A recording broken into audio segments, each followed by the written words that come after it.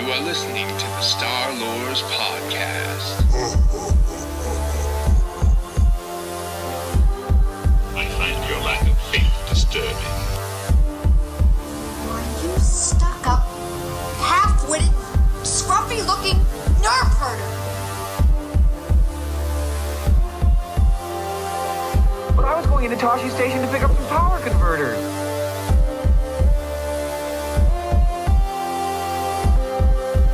I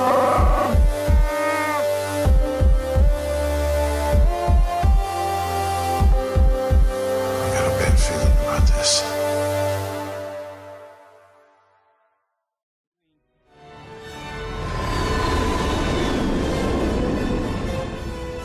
Coruscant. The entire planet is one big city. There's Chancellor Valorum's shuttle. Coruscant, the capital world of the Republic, jewel of the Empire, birthplace of human civilization. The planet has existed under different names, but has remained one of the most important planets in galactic history. 3 trillion beings from across the galaxy live on the world, most of whom have immigrated from their various origin points to convene at the intergalactic testament of a cultural, social, and economic melting pot. Creatures from almost every sector, subclass, and species can be found somewhere on the planet, from its towering buildings to its darkest sublevels. But it was not always this way. Broadly accepted as the cradle of humanity, Coruscant, then known as Notron, was also home to the Tong species. Humans, once calling themselves Zelo, had driven the Tong species off the world after a long history of conflict. While the Tong would go on to found the Mandalorian culture, the Zelo developed their homeworld from which they would begin branching out, first to their planetary and system neighbors, then to the whole galaxy. After harnessing technology from extraterrestrial visitors, the planet had originally been varied in its natural features, including polar ice caps, mountains, and oceans with various natural ecosystems. However, as the city, which would later be dubbed the Galactic City, grew across the surface of the world, it subsumed all natural features. Soon, because of its explosive growth in population and urbanization, the city evolved to build upwards, layer by layer, skyscraper by skyscraper, until even the varied mountains and former ocean floors had been completely covered and lost in the urban maze without natural resources to extract. And due to the immense waste caused by the all-encompassing galactic city, Coruscant had to resort to artificial means to create a new ecosystem. From air scrubbers to keep atmospheric pollution in check, massive water treatment and recycling systems and reservoirs to replace its long-lost oceans, to firing waste canisters into space to be collected by garbage ship, as landfills had no longer become a reasonable disposal method, as every square inch of the world had evolved into urban sprawl. Farms and locally sourced production had to be done artificially. Hydroponic farms or otherwise have to be delivered from off-world. Coruscant stands as an Ecumenopolis, the whole world enveloped by a single city, dubbed Galactic City. Although at this time humanity had only just begun to explore the galaxy at large, Coruscant had temporarily been subjected under the power of the Rakatan Infinite Empire, serving as a source of slaves for its ever-growing ambitions. However, after the collapse of the Empire, Coruscant and its Schumann population was free once again to colonize the stars and inhabit new worlds, establishing the region of the galaxy known as the Core Worlds. Because of Coruscant's place at the center of numerous trade routes. It has become the wealthiest planet as it sits at the intersection of numerous intergalactic hyperlanes and serves as a bastion of trade and governance. This strategic location has also made it a high-value military target and has been the site of many battles of the innumerable Star Wars that have plagued the galaxy. Coruscant has been invaded, besieged, sacked, and bombarded numerous times throughout several conflicts. Yet the great city planet has managed to rebuild and secure its place at the heart of galactic affairs. Outcompeting the initial Foundation human-settled planets of the core worlds as leader of the intergalactic governance, it became home to the central galactic government by whatever guise it took, be it a democratic republic or authoritarian empire. When the republic was founded and the galactic constitution ratified, Coruscant was named the capital world and had experienced unprecedented growth as hyperdrive technology allowed even the most distant worlds to join the new central government. And soon species from across the galaxy would find themselves sharing the planet with its human inhabitants. When the Republic fell and was replaced by the First Galactic Empire, Coruscant had been renamed along with other major changes to the bustling metroplex. The Galactic City had been redubbed the Imperial City. Many of its well-established landmarks and institutions followed suit. Coruscant itself was officially renamed Imperial Center, though it is often difficult to renormalize a change that had been constant for hundreds of thousands of years, and many still referred to the world by its old name. Under Imperial rule, the numerous non-human species that had once shared the cityscape with humans had been segregated to districts and quarters, and access between quarters was strictly monitored and enforced, with often violent consequences for violations. The Empire served to bring the Institute major militarization to the cityscape, and built many military research installations, as well as shipyards in orbit. It is said that the number of star destroyers that had been built and occupied the space above Coruscant were able to block out the sun, bathing the world in literal darkness that had figuratively cloaked the whole galaxy. Lightning storms became frequent occurrences as shield generators were installed to protect the planet from assaults and uprisings. A massive power surges erupted in arcs of celestial plasmic energy where they overlapped.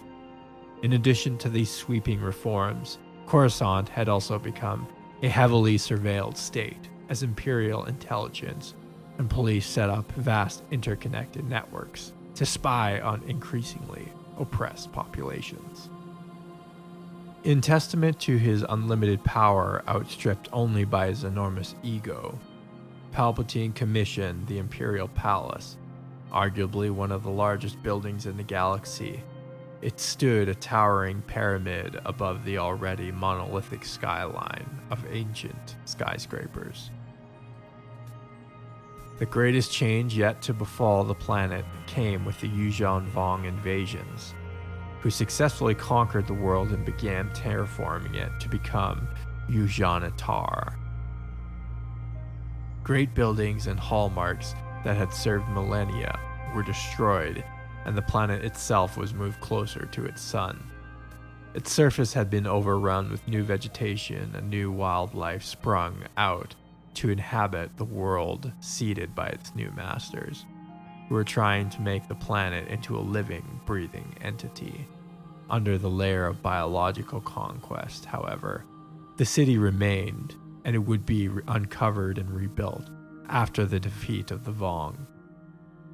The marks they had left would forever remain.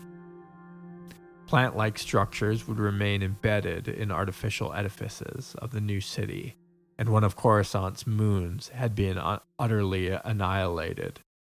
becoming a ring of ice and dust and debris around the planet known as the Rainbow Bridge.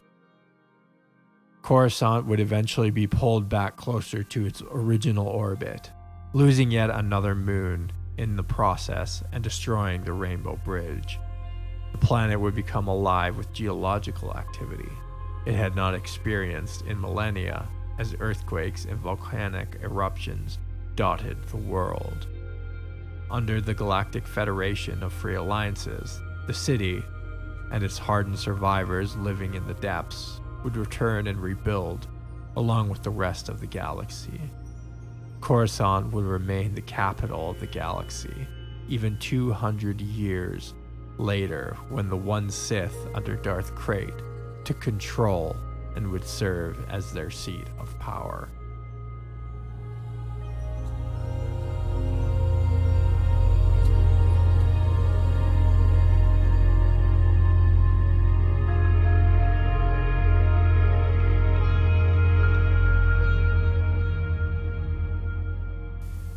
Inhabitants. As a thriving metroplex, Coruscant boasted a population of almost 3 trillion, though at least 2/3 were likely impermanent and transitory. Despite its diverse population of aliens, humans still remained the majority on the world, and across most of the galaxy. The denizens of the city refer to themselves and are referred to by others as Coruscanti, while those of the lower levels would be called Twilighters, due to the lack of direct sunlight. They were noted to have a particular accent when speaking Galactic Basic, a trend observed in the likes of Obi-Wan Kenobi and numerous Imperial officers during the Empire. The Coruscant Security Forces, or CSF, were the main branch of law enforcement on the world, and worked with the Senate Guard and Jedi to patrol and control crime. At various points through its history, it would employ everything from security droids to organics, and their reach would be augmented by clone members of the Grand Army of the Republic during the Clone Wars.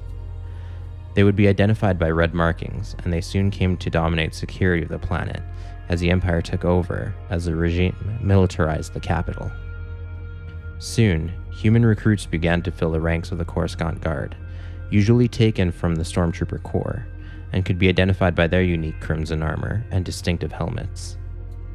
They would work in tandem with the Emperor's Royal Guard and the blue-clad Senate Guard, who would be dissolved later on. These guards came to represent the oppressive rule of Palpatine and became increasingly aggressive in their enforcement duties, unrestrained by notions of civil rights and accountability. After the fall of the Empire, the militant occupation of Coruscant loosened for a time. However, a similar force was raised by Jacen Solo many years later. The Galactic Alliance Guard, or GAG, served a similarly oppressive role as their predecessors after the New Republic took over Coruscant, and these new police state operators became secret police and would resume the tyranny that had fallen decades before.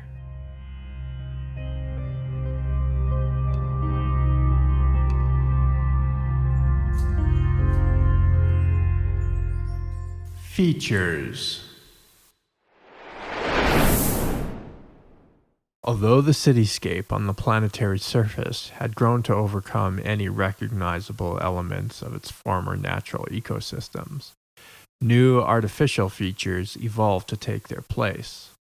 For ease of navigation and administration, the cityscape had been divided into quadrants and numbered sectors, often developing nicknames based on prominent landmarks or its dominant features. Coruscant is home to many institutions, from the Senate at the heart of the Republic to the Galactic University, bastion of science and enlightenment. The Jedi Order had moved back its central headquarters to and from the world at various points in history, but had established a permanent place in its massive Jedi Temple, built over a force nexus located at the top of a mountain that the ancient Coruscanti recognized as a sacred place. The temple, first a simple collection of training chambers and meditative spaces, grew to encapsulate the entirety of the mountain. The part of the galactic city came to be known as the Temple District, as it had become the most prominent feature of the region. During the Dark Era of the Empire under Palpatine, the Senate building served for a time as the Imperial Senate building before its dissolution. The building was largely abandoned until the arrival of the Yuuzhan Vong, who used it as well for the world brain of the planet. It was renovated and brought back into use by the Galactic Alliance after Coruscant was liberated. The building itself was notable in Coruscanti skyline for its large upside-down bowl shape and appearance and the sheer massiveness of the complex. It was erected over top of the ancient Senate Hall in 3996 BBY, as was typical of city growth on the planet rather than demolishing older structures. Among the massive Senate chambers, there were office quarters and massive plazas, gardens, and the avenue of core founders lined with vague impressionistic statues who were meant to represent the founding representatives of the core worlds. During his reign, Palpatine had also built an impressive palace with a throne room at its labyrinthian core. The massive structure took on a pyramidal shape, a possible homage to the structures of ancient Sith Lords from Korriban. The structures towered over everything else and sat near the old Jedi Temple and the Senate building. The Minari Mountains were the last original features from the planet's surface, not covered in artificial buildings, the tallest peaks of the world peeking through the otherwise artificial surface.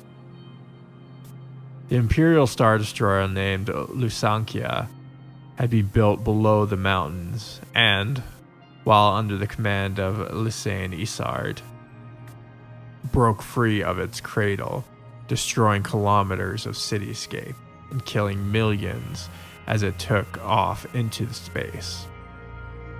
The mountains were utterly destroyed during the Vong invasions.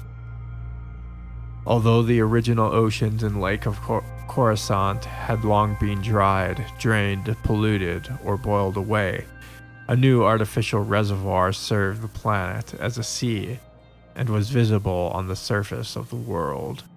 It was called the Great Western Sea, and it was a water source for the city, but also as a place for recreation for tourists. Artificial islands were built across it, and villas, resorts, and retreats dotted its coast, including one notable structure that Darth Vader used as a space for meditation. When the Yuuzhan Vong conquered the world, the body of water became a succession pool that housed many of the living planet's integral organs. Other institutions, like the University of Coruscant, had a massive Jedi Temple complex, were also located on the world. The planet was orbited by 4 moons, however some of them were destroyed during the Yuuzhan Vong invasions. Other artificial satellites, space stations, and shipyards would be erected in the upper stratosphere within Coruscant's orbit. It had a 24-hour standard rotation and 368 standard day orbit around its sun, Coruscant Prime. Its galactic importance served as a center for many astrological charts and maps, and was designed as 000 or 000 as cartographic records show.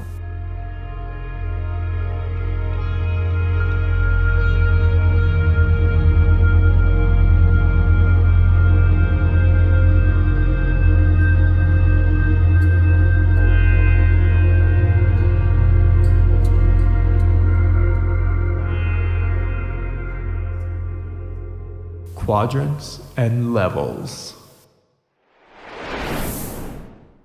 For ease of administration, the cityscape was divided into quadrants and zones and districts, usually named for significant landmarks such as the Jedi Temple or Galactic Senate. Coruscant, for its massive urbanization and towering skyscrapers, has evolved both a stratified organizational and social structure that closely mirrors the levels and layers that have built themselves up from the surface of the planet. With the wealthy and societal elite living in penthouses and at the pinnacle of towers, one's social status can often be determined by how far down someone lives. As one begins to descend past the glistening towers, they would find themselves in the Coruscant underworld, also known by other various titles such as the lower levels or lower Coruscant. The further down one went, it became eternally dusk, and then night as Coruscant's sun would be hidden by the massive superstructures of the city and towers above. Some levels developed their own reputations, some simple dens of questionable entertainment, nightclubs and gang territories, to other depths being truly nightmarish. Bathed in total darkness, only dangerous vermin and evolved flesh-eating humans known as Chthon lived in some recesses of the lowest levels. Criminals and warlords would prey on the weak, or would be at their mercy of their protection, as local security rarely, if ever, ventured so far down. It was dangerous even for the likes of trained Jedi. For many that live here, not much changes, no matter who sits in the seat of power in the great halls of the surface, be it Empire or Republic. Life remains difficult, criminal, and bleak. Machinery and service systems ran through the bottom levels, as well as garbage compressors for refuse that did not get launched into space. Massive automated services and infrastructure that delivered power, water, and even air to the world crisscrossed through these levels and serviceways. On the planet's traditional surface, over a kilometer below the Overcity, ancient ruins and modern foundations intertwined to make the base of the Galactic City superstructure. Planets like Terrace, Empress Theta, Anaxes, and Nar Shaddaa all share the classification of Ecumenopolis.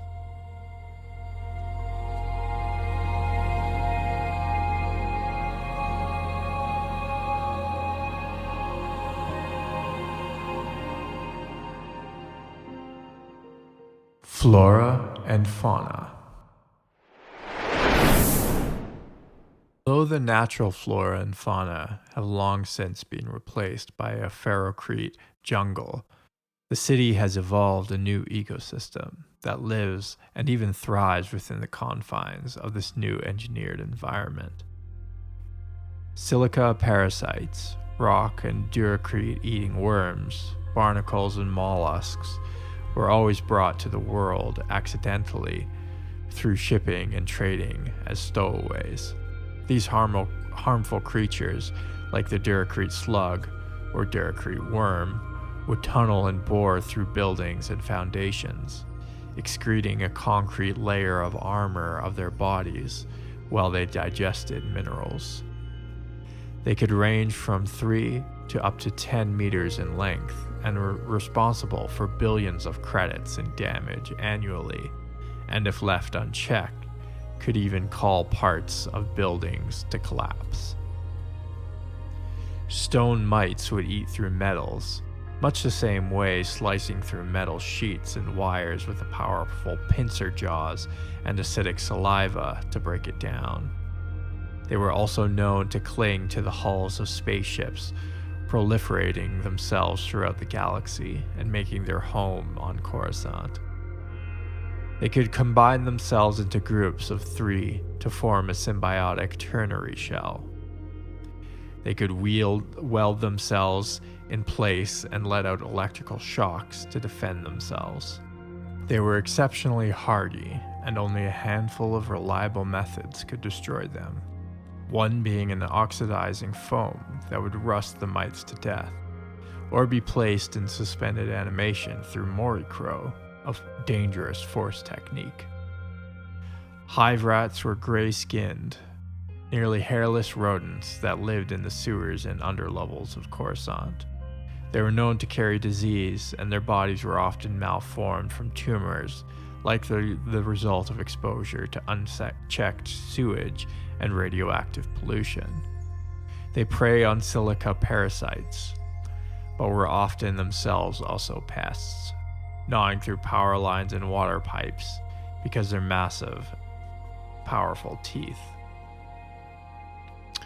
They averaged 3 meters long and would roam the underlevels in packs, capable of killing a hapless pedestrian if they weren't too careful. Dianagas were also known to infest the waterways, sewage, and garbage holds across the planet, much like the rest of the galaxy. Conduit worms were also known to cause infrastructure damage, as they would snake along power lines and consume the energy they gave off. They were also known to be pests that could board unwitting starships and cause power outages and blackouts. The wealthy across the galaxy often found more and more exotic ways of displaying their opulent wealth, and would often purchase and keep various animals that would invariably escape or become too much of a burden to maintain and simply release into the wild. On Coruscant, this was no different. The Narglach, a large felinid apex predator found on various planets across the galaxy, had also made itself a niche in the biosphere of Coruscant. Escaped from their holding pens, these creatures are stealthy hunters and could be found roaming Coruscant. They are loners, but can pose a significant threat to humans and other sentients due to their size and ferocity. However, you probably couldn't see it coming until it was too late. One of the most disastrous animals escapees was the Zelo beast incident during the Clone Wars. An ancient gargantuan creature from the planet Malastare, an insecto-reptile was thought to be extinct before one was uncovered on the planet and secretly brought to Coruscant for study. The beast escaped, however, and rampaged across the city, killing hundreds to thousands before it met its own end at the hands of Republic forces in Jedi intervention. However, Chancellor Palpatine had commissioned a doctor to clone the beast from samples taken from its corpse.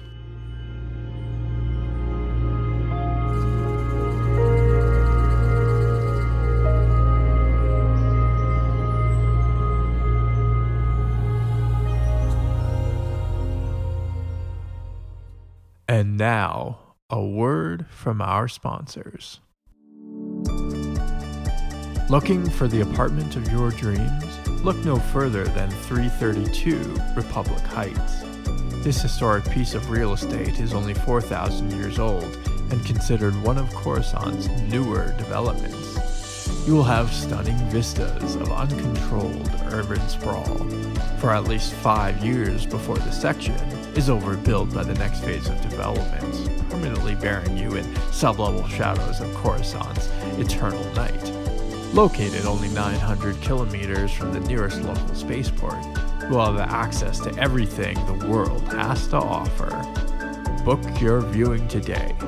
This ad is brought to you by Coruscant Real Estate.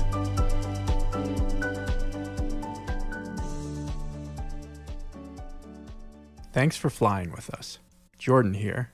Just wanted to let everyone know what's happening here at the Star Lords podcast. Star Lords is now on Discord. If you would like to join the Star Lords Cantina Discord server, you can find a link in the description or on any of our social media accounts. Reach out with a DM or email. We'd love to hear from you. You can find us on Facebook, Instagram, or Twitter by searching the Star Lords podcast. Go ahead and give our page a like and send us a message. You can also email at starlordspodcast@gmail.com. Send us your fan art, Star Wars collections, or fan fictions, and you may even get a feature on one of our pages or even the show. Don't be afraid to offer corrections or add to any of the topics that we discuss on the show. We are also on Patreon, so if you want to help us pay the bills, as well as get a few awesome perks like bonus episodes, access to the private Facebook group, or the VIP section of the Discord server, head on over to patreon.com/starlores and sign up for as little as $1 a month. And finally, Make sure to subscribe to us on your favorite podcatcher app or YouTube, as well as sending us a 5-star review on iTunes. This really helps us reach a wider audience. Enjoy the rest of the show.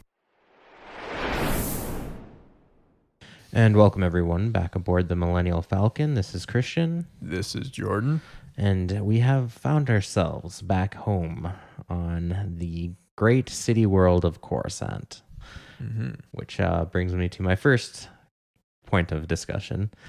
You may have heard me specifically pronounce the planet's name differently a couple of times. Is it Coruscant or Coruscant? I personally fluctuate between the two depending on the sentence that I'm reading. Is it Coruscant? Or Coruscant. Yeah. Is your glass half empty or is it half full? Tomato is what I always say. Maybe I'm just saying it with a Coruscant-y accent. I believe it's Coruscant. Coruscant. I believe... like a croissant, but Coruscant. I think I got to go back and watch episode 1 and see the way different people pronounce it too. I wonder if there's any inconsistencies in that. A funny note on talking about language though. The Coruscant-y accent is space British, if anyone was wondering. Yeah. Obi-Wan Kenobi is notable for having that accent, and there's a lot of different British accents though. Yeah, that's true. It's the broader, like, I Is guess, it like English. the more aristocratic. Yeah, it's whatever the guys are talking aboard, like Star Destroyers. You'll notice all Imperial officers also have this like British accent of. I don't know. I'm not good enough with accents to identify exactly where it's from. Maybe one of our British listeners could point that out for us. But it is a point that's funny that people have brought up in other media about Star Wars is like, why do all the bad guys speak British? I almost wonder if it's like, Coruscant is sort of the seat of an empire. Yeah. I don't think it was that's done intentionally, because there was a phase of like movie production where English accents were common among bad guys. For whatever reason, they sounded sophisticated bad guys. And I don't think it was done intentionally, but then you can kind of retroactively include like, well, the British Empire and then like the Empire, right? Because Obi-Wan is also a good guy and he has a quote unquote Coruscant accent. It's true. I don't know, Ewan McGregor, is he Scottish or is he, I think he's Scottish. Yeah, I'm just going off his last name, but who knows? He could have been generationally in England for who knows how long. Yeah. But just a fun little side fact that I found humorous when I read it. When they noted the Coruscant. It is odd, yeah. Some cool facts about Coruscant. A lot of people. So hold on. So the Naboo accent is like more American. Must be. Someone needs to go. Except for Palpatine, because he kind of has more of a. He has a more British accent too. Yeah, he does. Ian McDiarmid, is he American? I'm gonna look that up. No, I'm pretty sure he's not. Also British, but I'm saying like Vader. He's Scottish too. Well, no, because Anakin was from Tatooine, so never mind. None of it makes sense. Yeah. Ryloth, apparently people from Ryloth have like a French accent too, which is supposed to be okay. Like it was an homage to like the French Resistance. In the Clone Wars, they kind of had like the French Resistance kind of role. Yeah. And then they just turned it into like a main thing that, they all have a French accent. But I don't think they're very consistent with accents. We got to do a linguistic episode. Oh yeah, I plan to. There's a lot. You can do a major deep dive into the linguistics of Star Wars. Yeah, for sure. But anyways, the planet itself, Coruscant, a lot of people like to think maybe it's Earth in the future. It is the cradle of humanity, which is an interesting... Oh yeah, Ewan McGregor is also Scottish, and so is Liam Neeson. They're all Scots. Maybe it's a Scottish accent. Sorry, I got off track there. What you're saying about it's a giant city. Well, the planets, people often think it's like Earth in the future. Oh. Although it has some similarities, it's definitely not Earth, as we've established in other episodes. But isn't this a long time ago? Exactly, in a galaxy far, far away. Yeah. So, I feel like that immediately extinguishes that theory hypothesis. Yes. Yeah. But people never underestimate the power of people's insistence on their opinions. Yeah. Yeah, it's definitely not. And even there are like markers within like the planet itself that tell you that it's this unique world. But it does serve as, I guess, functionally as Earth, as being the cradle of human civilization. Right. The planet itself, and the birthplace of like humans as well. Yeah. Yeah. And yeah, of like the center of like the Republic civilization. Mm-hmm. That being said, the planet itself is actually slightly smaller than Earth. Coruscant has a diameter of 12,240 kilometers, and Earth is 12,742. So it's only marginally larger, but it also takes its orbital years 3 days longer. Yeah, 3 days longer. Although I think depending on how you calculate time, you can maybe squeeze. You can mess around with days and times, I think, on Earth. Perhaps. And also, what was I going to say? The number of moons it has, and planets in its system as well. Yeah. I believe it has the Coruscant system. It orbits one sun, and I believe it has, I want to say 11 or 12 other planets in the system with it, whereas we only have 8. Yeah, exactly. The Pluto discussion notwithstanding. You know, I wanted to say something about Coruscant as like almost turning the planet into basically more or less a space station by destroying all of its like native life forms and just turning it into like basically a city, right? Like, there's no actual natural ecosystems that are existing. Are you going to go into a climate change tangent? Well, I was just gonna say, look, I think like, and this is talking like, okay, look at humanity. We're talking thousands, if not hundreds of thousands, tens of thousands at the very least, years into the future. There's a hypothetical situation where we could turn this planet and we could actually, all the ecosystem will be entirely artificial and manufactured. Like there won't be anything natural existing. And that isn't necessarily a bad like thing. A bad thing. You know, and then by then we'll probably be terraforming the moon and Mars and whatnot, right? And so I'm just very optimistic view of the future. Well, I'm just saying hypothetically, it's a possibility. Yeah.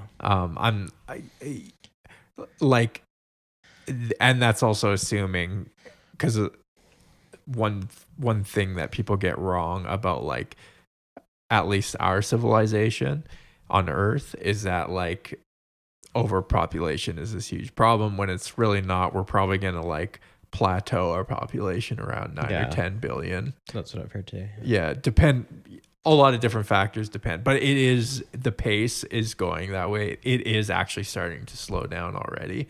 So it isn't like it's not like a straight line upwards, right? The graph of human population. So I don't know if we would ever and actually another little factoid is that we actually have, especially in the West, there is more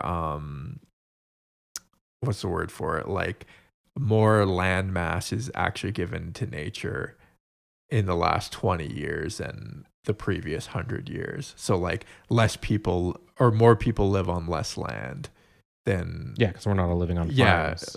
So actually we're like the planet is becoming denser population. Yeah, like it's a more dense population using less land, right? Yeah. So and that all comes with like modern farming and stuff like that.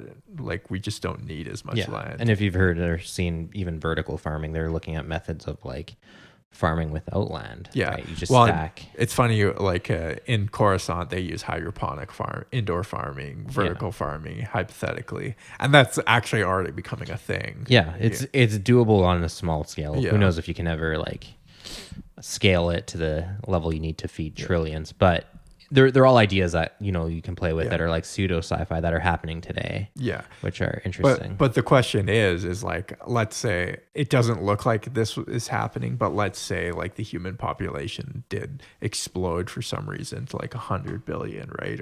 Or 200 billion. Yeah. And at that point, like there'd be very little like natural world left to sort of leave without being inhabited by humans. How would we deal with that, right? Yeah. Would we eventually just like do what they did on Coruscant and to start making everything artificial? Yeah. And like I think it's an interesting like thought experiment. Like, what would the world look like? Yeah, those are kind of like the little details that I was actually fascinated by when writing this episode. Was like, the basics of everyday living: water, electricity. Like they create an entire ecosystem artificially. What do they do with all their garbage? Well, they started launching it into space, but they also are still packing some of it in like the lower depths of the city. And then all these like animals even, there's a very interesting documentary about like how nature also adapts to cities, right? So like, yeah, sure, you're not gonna have like necessarily elephants roaming through your streets if we grew into like a massive cityscape,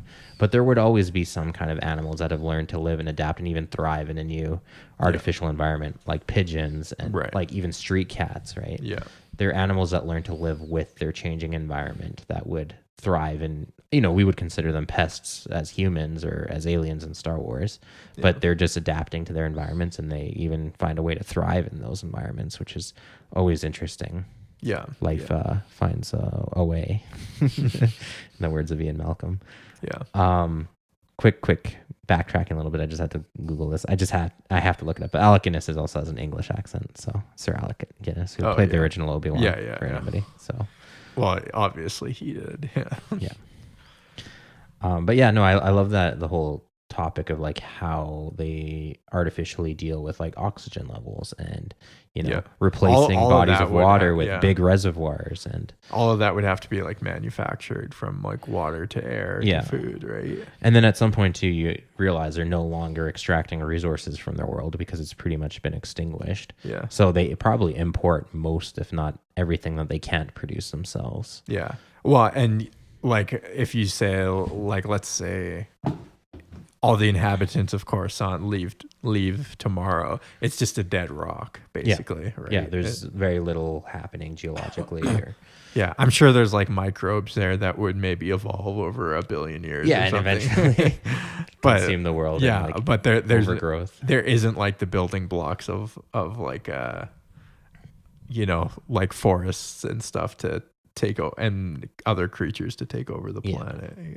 That was another kind of cool thing when the Vong invaded too. They just like layered. It was like astroturfing the planet. Yeah, and like they turned it into like a pseudo jungle. Yeah, but they just layered that on top of what was already there. Right. And then also rebuilding Coruscant was really just torching it again and then rebuilding the cityscape. So kind of a reverse environmentalism.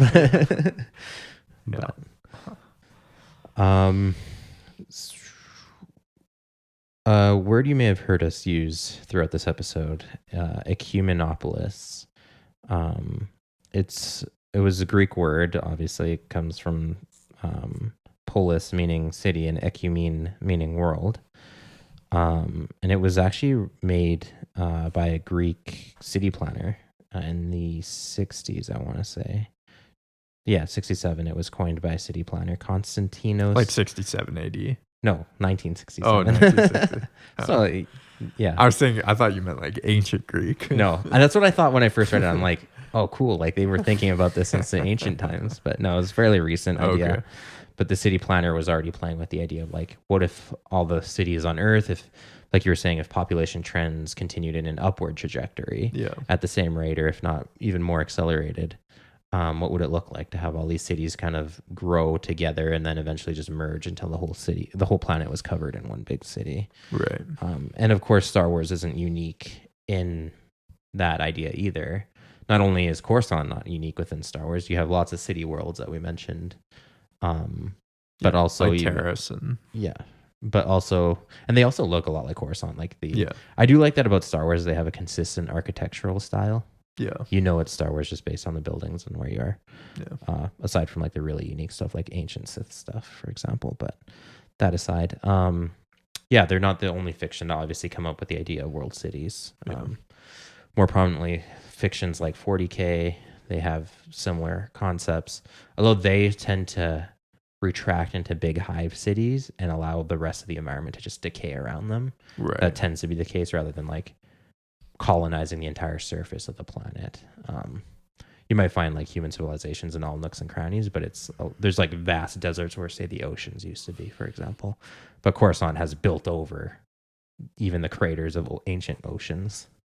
Right. Another note on the population of Coruscant too. They fluctuate between 1 to 3 trillion, which is a rather large fluctuation. Yeah.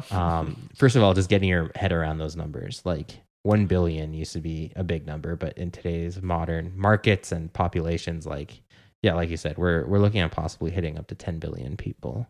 Yeah. But trillion is on another level. Yeah, it's hard to even imagine. Yeah. But on that note as well, they say 2/3 of the planet are transitory or just they work on the planet, right, or in passing, because it is this massive intergalactic hub, right, where you have all kinds of species and, you know, things coming in and out of the planet, right? It's like New York, like a harbor, right? Like you have all this shipping happening. You have senators that are just stationed there for the term of their service, and then they'll leave with all their aides and all their staff and stuff like that. So while there is a permanent population, of course, you have to also consider, that transitory nature of like 2/3 of the planet aren't really permanent residents. Right. So just things to keep in mind when thinking. It's not exactly like genocide that's causing the fluctuation. No, it's just, although it's the just lower the levels can be very dangerous. Yeah, that's true. And that's another cool feature is like the city is built all around the surface, but then it goes inward too. Yeah. Like the towers and everything is built up so high.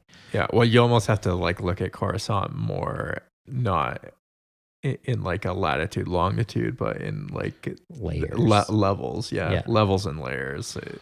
That's more how to, and even down to like classes of people and different industries and stuff.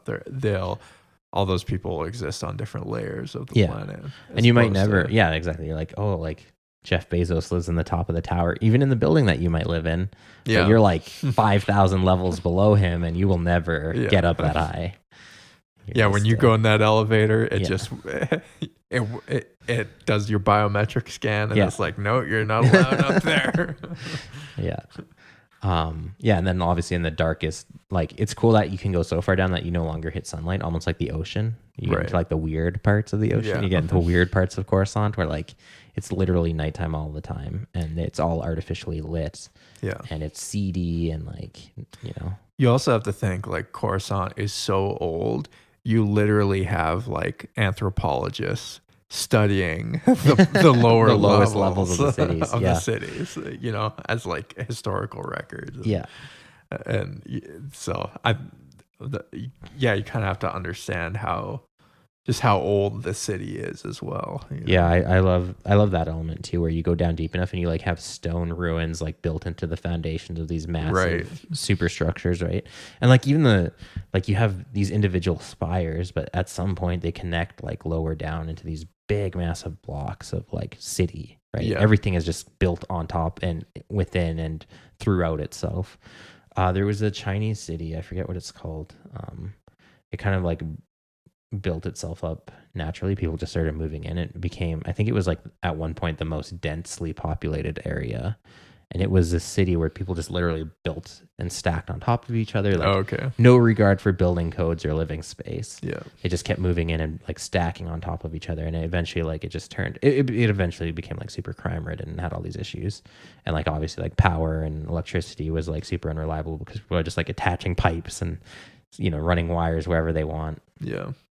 But eventually the Chinese authorities demolished it. But it was an interesting kind of like, I don't know if it was an inspiration or just like, same with it. It was almost like anarchic. It was very decentralized. And like, and a lot of like crime lords moved in and kind of took over different sectors. And like, it's a very, what's that other IP there? Judge Dredd. Oh yeah. like the mega cities. Yeah, it's very much like that. But I like to think of Coruscant on a layer level to look something to that effect, where people just started building on top of each other, not with no regard, and then eventually they, organized up at the upper level, so it looks kind of nice and clean, and like. Yeah, I would also even imagine like, and I haven't done that much reading into Coruscant, but you'd probably even have hypothetically like all new ethnicities forming on different levels, right? Because they'd have almost no interaction with the higher outsiders, levels, or the higher to the lower and the lower to the higher. You know what I mean? Yeah. And with just on a long enough time scale, you would almost think that like distinct people groups would be forming, cultures, sub languages, and exactly, like different dialects, like depending on the level that you're on, right? Yeah, I do think there's enough. What do you call it? Like mobility and stuff. It's not that they're strictly cut off from each other, but it's also feasible to think that maybe at one of the lower levels where people kind of don't interact as often or as much, that you could probably get away with that. Yeah. But you can, like, you do see like people move up and down that thing, not necessarily like even for work. You might go up 100, 200, 300 levels, spend your day on the surface. Plus with like interconnectedness, it's an issue even today where it is becoming harder to generate. You have all these different civilizations that have developed over time, languages, people groups that splinter off from each other, right? And then they develop their own kind of unique thing. But with like modern technology, that's also becoming more difficult when you have, news and things being broadcast in a certain tone and language and even like accent, that it becomes dominant, right? Like as Canadians, we experience a lot of that being influenced by American speech because we get a lot of American media, right? Yeah. So I've actually wondered about that, and I wonder if they ever explore this with Coruscant, but I've wondered because of the internet, is there actually going to be a convergence of culture and language, like a global culture and language that is like over a long enough time scale, we're actually all going to start like sounding the same. Sounding the same. Like all our English will sound the same. English, like it's already becoming the dominant language. Yeah. Is it going to continue that trajectory? I want to agree with you, but I also don't know. I don't know either. Like we have a lot of major splintering of culture, as we've seen in like we even do politics and subcultures on the internet. But in terms of language, which is an important key of culture, it's becoming more unified. Yeah. But back in the day. But that's what I'm wondering. Like, if you look at throughout human history, right? New languages and dialects are always forming. But is that going to actually be the case? Is there just going to be like, perhaps if you look at English 1,000 years ago, it was way different than it is today. And I would even recommend a great podcast people should listen to. It's called the History of English podcast. But it's actually really, really fascinating, right? And there's been actually like 3 different versions of English. And the kind we're speaking now is like the most modern version. Yeah, Old and Middle English. Yeah. But even 500 years ago was considered the same English we speak now. But if you read 500 years ago, it sounds like way different than how we speak now. So we're already emerging into a different type of English. But it brings up the question is like, if you think of so many words that are like used today, that are just the English language is always adopting new words too. Yeah, it's true. But you could imagine 1,000 years from now, is there going to be this like convergence of English, but it won't sound anything like today's we speak English. And it'll have borrowed words from many different languages and it'll be converging. But as one language is beginning to form, all the other tertiary languages are going to start to die out. Like, I wonder is that actually going to happen? Because of the internet and because of globalization and the ability to communicate. Yeah. It's hard to say. I think culturally we're more fractured, but linguistically we may not be. I'd have to talk with an actual linguist to see what their take is on all that. But I would think, you're headed towards a more homogenized language for everyone. Yeah. And even at that note, like, it may not necessarily even be English, because you have massive populations that Although English right now is one of the dominant languages in 100 years, we don't know, right? Yeah, we don't know. Speaking some form of Cantonese. We could be, but the thing is, like, even the Chinese are all learning English, right? So Yeah, well, that's what I'm saying. Who wins that contest? And even there's a massive Indian population, right? Right. But again, India, a lot of them speak English as well. So. But that's what I'm saying is, like, a lot of words from other languages are going to start getting inserted. Also, into English is unique in that it's already a bastardized language. It's like, true, yeah. It is the amalgamation of like it's like German, Latin, German, and, Welsh, like all these different. It really is like a hodgepodge, more so than I think other languages that have like these 1,000-year histories. Yeah. English really just got like mashed together. Yeah. And then is also, which is probably why it's so like wide, and also the British Empire spread it. Yeah, everywhere. like English is actually part of the what the linguists call the Indo-European species of languages. So like it actually shares it's the same subspecies of language as like Sanskrit from India, right? And so it's like, yeah, it sounds nothing to you and I. It sounds nothing like but in terms like of that. But in genealogy, yeah, I don't know. Yeah, exactly. You know, if you look at it on a family tree, it sort of has a common ancestry, if you will. And as a bilingual person, like I speak Spanish, but Italian, French, and the Romance languages and Portuguese, they sound There's similar. a lot of similarities. Yeah, that it makes for me learning French a lot easier because of those Latin roots. Right. It's very easy for me to like at least pick out maybe what people are saying.